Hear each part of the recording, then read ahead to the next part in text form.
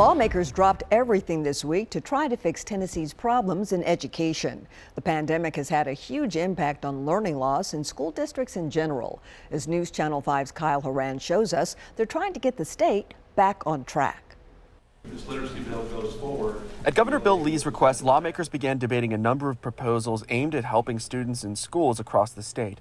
One of the bills creates after-school programs in summer schools for kids who are falling behind because of the pandemic. Because one thing that we do know is kids are moving through the process. At the end, we want them to graduate and be able to go to college if they want to, or community college, or get a job. But you can't do that if you can't do reading at a grade level, and it's hard to do it without math as well. The major issue is also tied to how schools and teachers are evaluated through state-mandated testing. Another bill would require those tests, but would not hold the results against schools or teachers. State leaders say we need to measure how kids are doing so that we know where they need extra help. Opponents worry the measures will be hard to carry out while still being safe during the pandemic. Until we address how can we get our kids back in school safely, which I thought that's what we were coming to do, not create additional policies, but how can we get them back in school safely?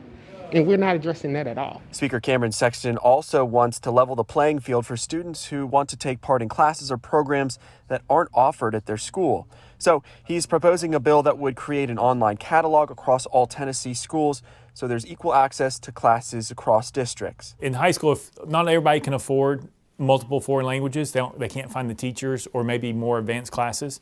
And so this would allow for a student to take a class that's not being offered with other kids across the state. Schools have been hit hard by the pandemic. Lawmakers hope over the next week they can solve some of those problems and get kids back to class safely. Kyle Horan, News Channel 5.